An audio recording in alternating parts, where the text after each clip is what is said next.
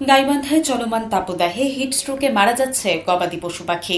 জেলায় গত কয়েকদিনের তাপদাহে হিটস্ট্রোকে অন্তত 12টি গরু ও শতাধিক মুরগির মৃত্যু হয়েছে। ঘর ঠান্ডা রাখতে চালে পানি ছিটিয়ে লাভ হচ্ছে না খামারিদের। আক্রান্তদের মধ্যে বিদেশি জাতের গরুর সংখ্যাই বেশি। তবে এ বিষয়ে সতর্কতামূলক লিফলেট বিতরণ ও মাইকিং করেছে গাইবান্ধা জেলা ও উপজেলা প্রাণী সম্পদ বিভাগ।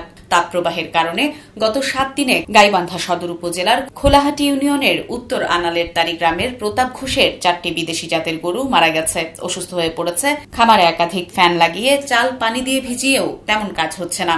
একই অবস্থা গাইবান্ধা সদরের উত্তর গিদারিগাছের ভিটা গ্রামের খামারি জোহা মিয়ার খামারে। গত 4 দিনে হিটস্ট্রোকে তার 6টি গরু মারা গেছে। প্রাণী সম্পদ বিভাগের চিকিৎসকের পরামর্শও কাজে আসছে না। অন্যদিকে জেলার সুন্দরগঞ্জ, সাঘাটা, ফুলছড়ি, গোবিন্দগঞ্জ ও সাদুল্লাপুর উপজেলায় হিটস্ট্রোকে শতাধিক পোল্ট্রির মৃত্যু হয়েছে। অতিরিক্ত গরমে কমে আসছে মুরগির খাদ্য গ্রহণ, ছোট হয়ে যাচ্ছে ডিম। এতে দুশ্চিন্তায় পড়েছেন খামারিরা। গাইবান্ধা সদর উপজেলার প্রাণী সম্পদ কর্মকর্তা তরুণ কুমার দত্ত বণিক বার্তাকে বলেন, তীব্র তাপদাহে হিটস্ট্রোকে গবাদি পশু পাখির মৃত্যুর ঘটনায় প্রয়োজনীয় ব্যবস্থা গ্রহণ করেছে উপজেলার প্রাণী সম্পদ বিভাগ। সারা দেশে যে তীব্র তাপদাহ চলছে, এতে গবাদি পশুর যে শারীরিক দিক দিয়ে তারা যে একটা অস্বস্তি ফিল করছে, এই তাপদাহ থেকে গবাদি পশুগুলোকে রক্ষা করার জন্য আমরা বিভিন্ন পদক্ষেপ হাতে নিয়েছি।